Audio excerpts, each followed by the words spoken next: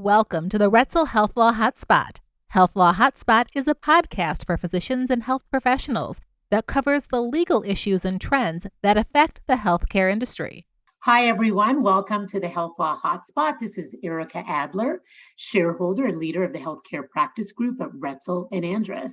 Today, I'm joined by Kelly Moore and Eric Pook from Cirrus, and we're going to be talking about effective negotiation of leases for healthcare practices.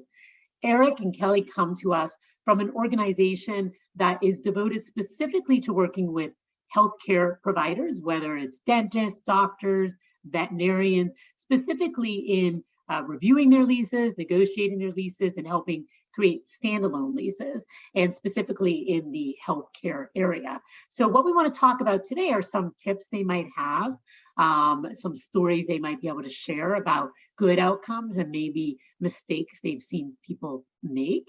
And so hopefully we can jump right into it. I'll just mention that Eric also is the president of Cirrus Consulting Group, and Kelly is the lease negotiator for the consulting group. So I'm guessing we'll get a couple different perspectives here, and I'm really glad to have you guys with us. Perfect. Ericka, thank you so much. Love the podcast and glad to be a longtime listener, first time attendee. Thanks for having us. Right. Thanks for being here. So why don't we start off by maybe just tell us a little bit about how you got into this, why you felt it was something that healthcare providers really weren't paying attention to and needed to pay attention to. Yeah, maybe as a quick background, Cirrus Consulting Group, it's been around since the mid-90s, 94. So we're 28 years in the business now. And the history was pretty unique. There was sort of a group of doctors that were very focused on how to help to protect other doctors to make sure that they weren't being taken advantage of by the landlord, or, you know, the old story of someone graduated from dental school and drove around their local neighborhood and called the number on the sign. And before they knew it, they were signing a binding letter of intent on the trunk of a broker's car without truly appreciating or leveraging how much of an ideal tenant they are to the landlord.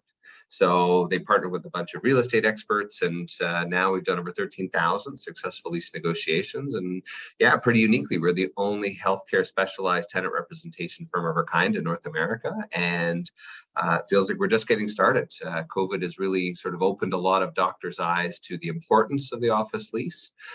It's also, you know, caused many of them to actually find and look for the lease that they might not have even had in covered in dust since 1986 type of thing. But yeah, it's been an interesting history with Cirrus, and we've worked with Henry Schein and others to just, if nothing else, help educate the doctor how great of a tenant they are. Most of them now, to build a new dental clinic or medical clinic or vet clinic, it can easily be upwards of $300 per square foot. So first of all, right, some of the highest costs of any other commercial tenant, yet also some of the lowest default rates, right? Typically after a 10-year term, it's usually less than 5% that the dentist isn't going to be there. Where a restaurant, it can be almost the opposite. So really, in the eyes of the landlord, that's as sure thing to a check as possible. Plus, COVID's also shown that that the dentist is COVID proof, right? There's not a single dentist that's been, or vet or otherwise, that's been able to work from home. So being able to now be that ideal tenant, plus bring in that high quality foot traffic, even through the height of the pandemic. So we've really continued to, you know, raise the flag and educate the landlords about the value of a medical dental type tenant, as well as then how to use that as positive leverage to ensure that, right, there's a nice new long-term lease in place to help ensure that predictability and continuity of revenue, not only for themselves, but also their future buyer as well. Makes sense. So Kelly, when somebody comes to you with a lease, and maybe it's a brand new one, maybe it's up for renewal, which I know is a big, you know, time to reconsider your lease. You know, what are some of the things you're looking for that might, you know, be something you want to point out, or that might be something that the healthcare provider didn't think was important? Yeah, that's a good question, because I would say first and foremost, a lot of our clients don't realize how important the lease is to the eventual sale of their practice. Because if there's not, first and foremost is term, right? If there's not a lot of term on the lease, then the person buying the clinic that you're leasing can't go get a loan from the bank to give it to the seller, because the bank needs to see the term that they're going to be there for 10 years or more to amortize that $1 million check they're cutting the buyer to give to the seller. So first and foremost, it's working with clients about term. Do they want a little bit more flexibility, 5 years with options? Are they okay with 10 years? And working with them, walking them through, you might get a better rate on 10 years, or maybe they want flexibility. What is the liability now? Is it in your name? Do you have a corporation? I find a lot of these clients I work with do have corporations, and they're doing their accounting through that, but then they're personally liable on the lease. It's their name, right? So getting that, finessed and switched maybe to personal guarantees of that fall off, or, working with the landlord and really figuring out what their sensitivities are. And then of course, the assignment section. A lot of our clients don't realize that they're on the hook post-sale, right? For perpetuity, right? Like if the buyer renews for another year and another year and another year, this person who sold and retired in beach in Mexico, is still liable for this person they sold to 10 years ago. So we really like to tackle that now.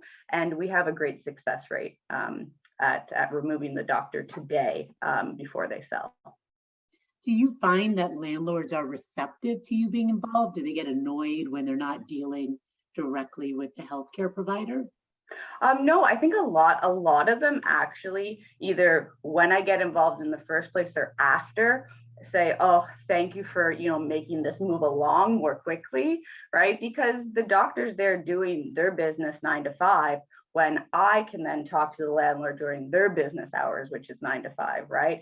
And what they really appreciate about us is how it is our job then to explain to the dentist in simple terms what all these mean, and are the things that we're asking for in an itemized list nice to have, must have, just let it go, right? When they kind of don't know sort of what to look for and what it all means. So we're sort of the middle person, like Eric said, as the educator that can speak the same language to both sides. So that's very much appreciated by the landlords. Maybe just to add to that, if I could, Ericka, Kelly, perhaps being a little modest, she's probably one of the few that actually has 5-star Google reviews from the landlord, right? So she was helping the doctor with the lease, and it was the landlord that actually wrote back and said, wow, this was a really easy, pleasurable type of experience. And yes, rather than it being, an 800-pound gorilla coming in, banging on a desk, quite frankly, it was the opposite. And Kelly's got a really unique perspective, having come from working from the landlord side, previously negotiating against the doctor, against the tenant. So she's got the full perspective of speaking landlord, if you will, to understand what their hot buttons are. Let it be base rent, annual increase, common area maintenance, fixturing, free rent, tenant improvement allowance, landlord work. And then also helping to bridge the gap. We have landlords that are actually referral partner of ours, because they just say, look, doctor, this is all new to you. I understand that you're focusing on these 3 big things, but this is just not reality, or this is not a realistic part of the process. Hire Cirrus to help be your advisor, guiding you through these processes to help ensure that we get to that other side, and again, help bridge the gap. So half the time we're educating, as Kelly said, educating the tenant about sort of reality. Here's best case, here's worst case scenario, and then here's some of the step downs as we go through that letter of intent or otherwise. Right, that's really helpful. So what about when the doctors are the landlords? And I know we've talked about this. So physician or dentist owns their own building, which is extremely common. And very often they have an unwritten agreement where they're just kind of paying rent every month, switching it around on the books or whatever it is they're doing.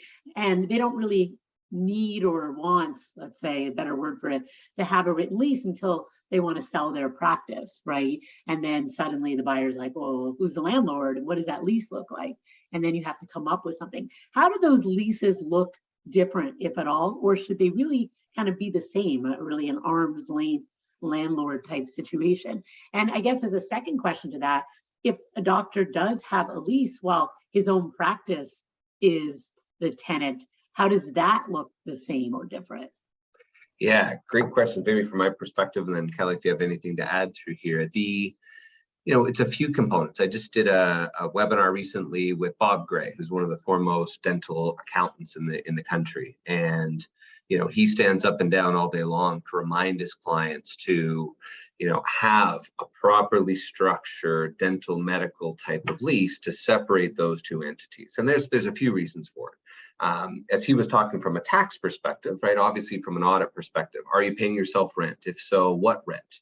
Is it based on fair market value? In the event of an audit, do you have supporting documents to show what that fair market value is? What are other comparables at the time, right? What's the uniqueness of a dental practice? And the accountants can give the guidance as they would for, where that should fall specifically based on the higher side. But again, it still has to be based on, well, it's just whatever my mortgage is, or Eric, every now and again, I'll just, shuffle some money from side to side. Right? Obviously, if that's to the detriment of Uncle Sam, major red flag.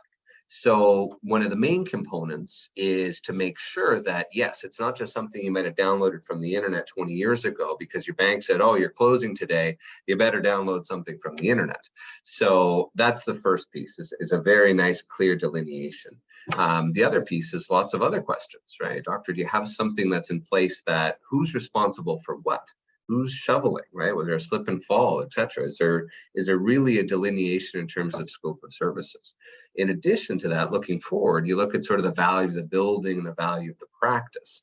And now we've got to look at the process of transitioning. So a great question to many of your listeners are, do you plan, or even if there's a chance, to keep your building, right, as a passive form of income, or a passive form of income for your estate, and simply just sell off the practice rather than selling them as a combined unit? First of all, a lot of banks now can be a little weary, and buyers, quite frankly, with $300,000 worth of student debt plus mortgages, to suddenly then buy $1 million practice plus, $500,000 or $1 million building is a major undertaking. So the question to the doctor, though, is, do you plan to maintain ownership of the building afterwards? If so, let's start thinking about the lease through the eyes of your buyer. Now, of course, you can create whatever lease you want, whenever you want, etc., because you're the landlord. But let's start looking at it through the eyes of the buyer. So the first thing I would think of is if I'm the buyer and I'm about to buy, right, Mrs. Smith's practice, Dr. Smith's practice, then the question is, what does that look like? And if suddenly it changes dramatically from what it is today, then the financials are all off, right? Meaning that if the practice valuers at Henry Schein do the analysis and suddenly it's only based on, let's just, $500,000 a year or $50,000 a year in rent, yet suddenly on close, well, actually we want $100,000 a year in rent. Suddenly then that whole process unravels. So, one of the things that we typically recommend is draft the lease today to be landlord friendly. You're your own tenant. Oh, hey, I can make it super tenant friendly. Sure you can, but you're enforcing your own lease.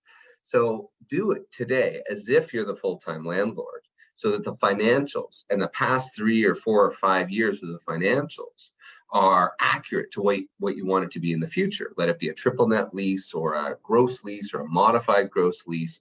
Far easier to do now. And then part two, when you go to sell the practice, how much easier is it to say, Dr. Moore, here's the lease I've been using for myself for the past 15 years, and now I'm just assigning it on to you.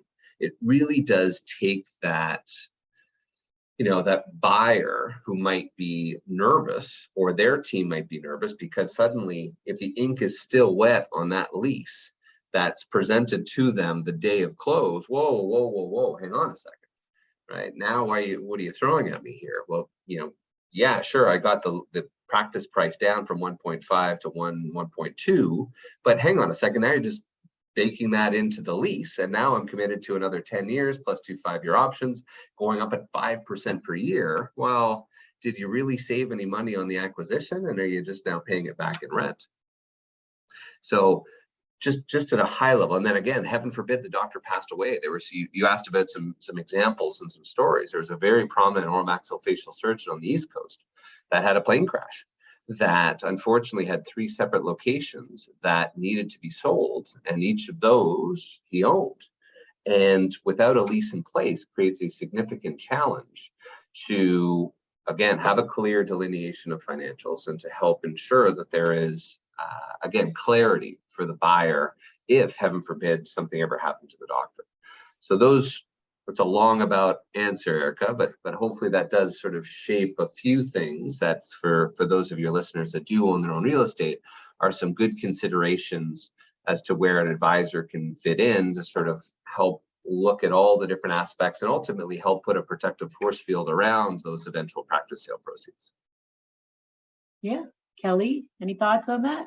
Yeah, the other things I do add and work with people that own their own real estate, and to Eric's point is really if they want to keep the real estate and act as the landlord, is working with them on step down clauses as well. You know, you can give yourself 10 5-year options to renew, but do you want your buyer to have that same right? You know, and so do you even want an option to renew at all for yourself when you're yourself and you can just renew your lease? So I like to sort of make sort of a foolproof dummy sheet for them saying, here's the options to renew. You know, I walk with them through the pros and cons. Same, again, going back on personal guarantees. Do you know who you're selling your business to? And do you want a personal guarantee? Do you want a security deposit? You know, obviously you don't need to do that for yourself, but there are other items in the lease to think about when a buyer does come to assume your lease. So I work with them on that. In most deals, assignment of the lease, you know, is a prerequisite, a condition to closing. You know, we do a lot of deals with small practices and private equity, and in every deal, it's always a condition. How, you know, and I'll say that sometimes we're all ready to go and we're still waiting on the landlord, either for them to approve it, for their lawyer to review it. Suddenly they're charging X amount, even though we know they spent like an hour on it, right? But I guess the question is, do you see those conditions ever causing a hiccup? Do you very often see landlords not approving assignments? You know, how often do the landlords interfere in the ability to get a deal done? Yeah, so I always tell, you know, sometimes clients go the other way and say, oh my God, I can't sell my practice. Look at what's in your lease. And it's like, it's not that you can't, it's what hurdles do you need to jump through for the landlord to say yes or no, right? And to your point, can they say no? Yes, they can. And I think the biggest thing is cause for concern when it comes to us is equal net worth, right? That's a condition, and especially for liability, right? When then we come in and educate the landlord on, and again, it's not that they can't, right? Again, it all goes back to post liability. If they have this, it's you know, I can't sell my practice to somebody that doesn't have the same net worth as me. Well, we're working with retiring dentists, right, who are selling to associates, right? So of course they're not going to have the same net worth of you, but like Eric said in the beginning, their default rates are so low. So what we like to do is like soften those condition language that say that the buyer just needs to be creditworthy in the landlord's reasonable opinion. So then it can be sort of a more open-ended conversation when they go to sell. And we also like to tackle wherever we see that the landlord can take if there's any consideration given to an assignment, we always love to clarify that does not mean the landlord's entitled to any of the seller's sale of the proceeds of the business, because we've been in situations where landlords actually say, you used my real estate, and if you didn't use my real estate, you wouldn't be able to have your business and make this profit, right? So in order for me to let you assign it, you need to give me a third. Landlords have actually said that. So what we like to do is clarify and say, no, this consideration language does not equal that. Wow. I haven't had that experience. I have had landlords be a little bit difficult. You know, a lot of times when we're doing transactions, particularly larger ones, there are reorgs that happen, or, you know, MSOs or DSOs that are acquiring the real estate and then subletting it back to the practice. It's not always a straightforward, you know, landlord-tenant situation. And sometimes it can be very difficult to help the landlord's counsel or just the landlord, they're doing it themselves, understand what's going on. It's not, things are very complex in healthcare right now, and we do a lot of really interesting things, sometimes for healthcare law reasons, so sometimes it can be really hard to help, everyone understand. And then when they're looking, it's a brand new entity and they want to see the financials. Look, it's a brand new entity, but it's 100% owned by this entity, and you already have those financials, so it can be sometimes hard. But are you saying, other than those examples that you give, that generally do you find the landlords are pretty responsive in terms of signing the lease assignments or giving consent, or are they, what would you say success rate is with that? There are instances, definitely, and Eric probably has a few, but that the landlord does say no, right? The net worth does not equal yours, and I am not, allowing you to assign the lease to somebody less than you, right? I'm just not. And that's very, very disappointing. But Eric, chime in. Yeah. Even with that, so that's where those personal guarantees might come in too, right? Might come in, yeah. Yeah, it's an interesting component, and Kelly can really perhaps shed some light for your listeners based on what might be going through the landlord's mind. But yes, we have a lot of M&A attorneys that are a lead source for us, a referral source, because just the landlord's being unreasonable, and it's sort of just between a rock and a hard place, and we're just trying to get the deal done. And maybe we've already done 1 or 2 or 3 deals with that same landlord. So again, we can help to sort of bridge the gap. We know how to speak landlord, right? Kelly's obviously come from the dark side, if you will, the landlord side instead of the tenant side. So we can help to try to bridge that gap and really figure out what and why there is a gap. But yeah, there's been so many recent examples. There are 2 recently. One of the CE courses I did with one of the national practice brokers, they came back and they did twofold. One was a beautiful $2.1 million producing practice. The landlord came back and there wasn't any further options. So he's coming to the end of that 5-year option. There was nothing left. The landlord went back to the broker and the doctor and everything else and said, you know what, we just want to change our tenant mix, and we want more of a fun tenant. Mm-hmm. I've been getting that. I've been getting some of that in some of, definitely in San Jose, San Francisco, where they're just like, we actually want a coffee shop. And it's like, what? You want to, and not to mention, another condition in a lot of leases is, even if you ask for an assignment, they can terminate your lease. I'm sure you've seen that. Yeah. So who wants a coffee shop as a tenant when you can have a general practice? But I get what they mean. It's the ground floor. It's not the most exciting, Well, some, Ericka, will ask for a percentage of revenue, right? Not uncommon to see a percentage of revenue sales for a coffee shop to get a percentage of revenue. What a beautiful windfall. So tenant mix can be a key one. Some practice brokers will actually reduce the price of the practice by upwards of $250 per square foot, basically discounting and assuming the risk for the buyer that if they do take over the lease and the landlord does wake up the next day and says, Kelly, you know what, I want to move you to the basement. Or, you know what, the new developer came through and they want to put up a 6-story or 10-story or 50-story high rise. We want you out. We've seen multiple of those. One recent one was selling to a DSO, was selling 2 of his locations, right? One of the locations was being sold for over just under $2 million. And the landlord at the 11th hour said no, right? We're a large landlord. We've got national properties.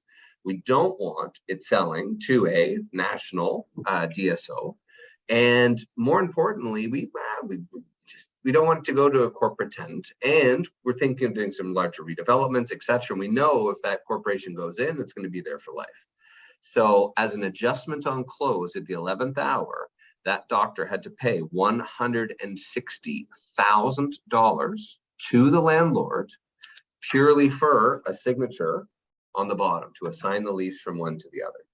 So if I may, Kelly, I mean, obviously you've seen it from the landlord side. Why are landlords now either making it difficult, or what might be going on in their mind that well, it really depends geographically, like where you are, right? So yes, they care about their tenants to a certain extent, but at the end of the day, they're going to get more money from a developer, right? Then you're out, right? It's just a simple, business is business. Right. And I would say if there is just a 1% chance to answer your question is, where is it on the 1 out of 10? Like, yeah, it's in the lower range, but I would just say if there's a 1% chance that the landlord could say no or deny you assignability or take sale proceeds, then why wouldn't you have somebody try to I haven't seen too much of that happening.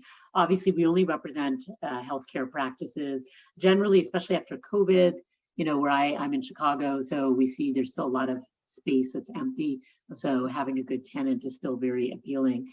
But I guess I could totally see geographically and kind of what the landlord's future plans are. Like maybe they're just waiting for the building to empty out because they want to do things. But that could be devastating for a healthcare practice.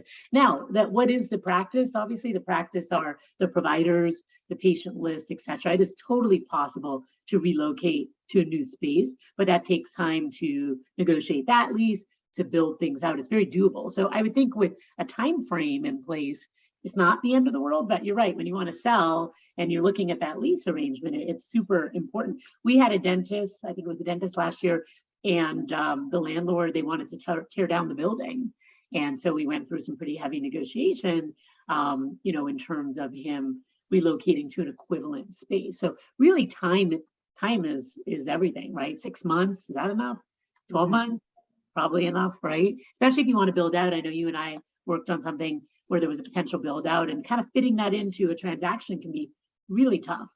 Yeah, because the landlord too, right? They want the lease downtime, they want their rent, right? I think that's another thing is what kind of landlord are you working with? We work with Joe, who owns 1 building, maybe Bob owns 10, or huge landlords like RPAI, and they can maybe the larger ones can maybe wait longer, right? Because they have their multi-million-dollar companies, but Bob or Joe, who just owns 1, he can't, right? So, that's sort of what we're really good at, discovering what kind of landlord we're working with and how do we make it work, right? How do we make it work for everybody involved?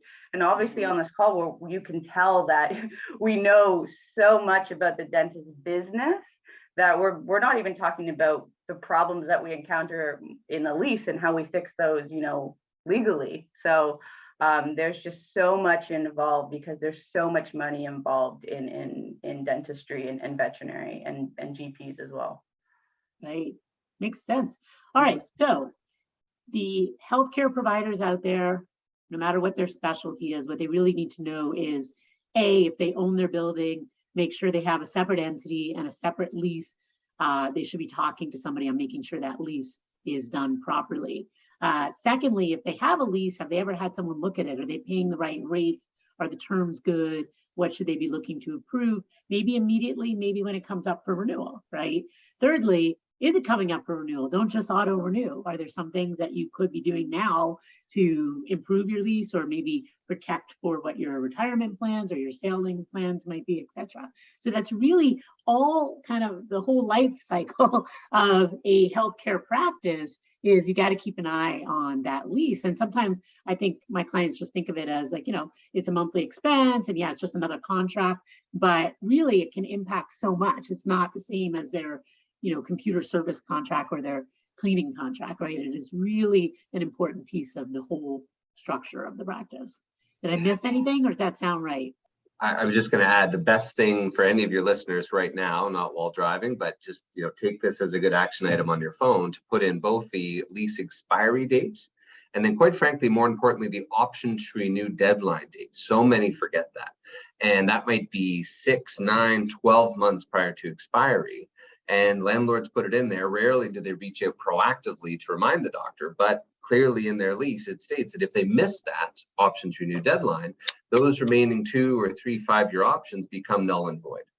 And then they have no right to stay in the space after that original expiry. So we see so many doctors these days, which we still try to scream from the rooftops to say, be aware of your option to renew deadline. And ideally, get a new lease negotiated prior to that expiry. That's sort of the worst case scenario. Start 2 years prior to help maximize your leverage and still know you've got that option, 12 months, 6 months in advance to fall back on. But see, you'd be surprised.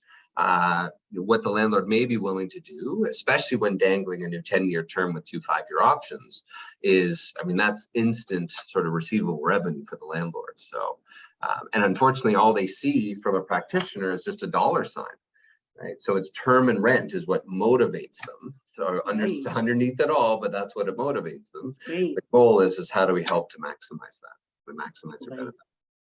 All right. So any final thoughts? I think it's so good. We could probably talk for like another hour, but any other final thoughts on what people should know or what you wish they would take away from this? Kelly? Oh, well, like Eric said, it's pulling out your lease, looking at the timeline, understanding that is probably the number one asset that you need to look at when you need to sell. And there's no later time to start looking at the lease. Right. I always explain to landlords when we're doing a new, like an associate ready to start their first practice, and we're already asking for, release of liability after they sell. The landlord goes, wait, or they might say, wait, you're selling? No. We're doing the heavy lifting now. Right. So we don't have to worry about it in the future. Right. So do everything that you can today, because it's much harder to change from the landlord later. And, obviously it's there instead of adding it in 20 years later.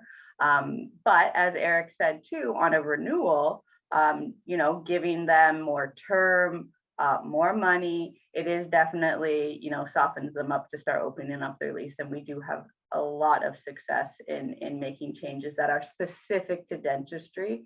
And once we tell that landlord, hey, this is what we're all about, we're just looking for something from a dental lens, they come around and start to understand what we're all about. Yeah, I would maybe just add to all listeners is just know, right? Take this, even if there's a 1% chance, and I can assure you that at least half of some of the red flags we've mentioned are hidden in your listeners' leases. Just to have that lease review. And what I'd be happy to do, Ericka, for any of your listeners is to have a complimentary lease review, waive any fees proportionate to that. And if anybody wants to send us a copy of the lease or even find out what the rental rates are, vacancies, demographic reports, if we have them for your specific geography, we've got, from Anchorage to Honolulu and Key West and everything in between. So happy to support any of your clients, listeners, etc. And just know is the biggest component. And then we go through this sort of negotiation treatment plan to start, best case scenario, worst case scenario, and what's a realistic expectations going in. And then Kelly does all her magic in the back end. Great. Well, thank you, Kelly, and thank you, Eric. I think it's been really helpful. We'll definitely share your information when we post this. And thanks to all of you for joining us on the Health Law Hotspot. You can catch our other podcasts at ralaw.com. And we'll see you next time. Thanks for joining us. The Roetzel Health Law Hotspot is made available by the firm and its attorneys for educational purposes and to provide general information, not to provide specific legal advice. Use of the Roetzel Health Law Hotspot does not create an attorney-client relationship between you and the firm or any of its attorneys. The Roetzel Health Law Hotspot should not be used as a substitute for competent legal advice, and you should contact an attorney in your state about any legal needs or questions you may have.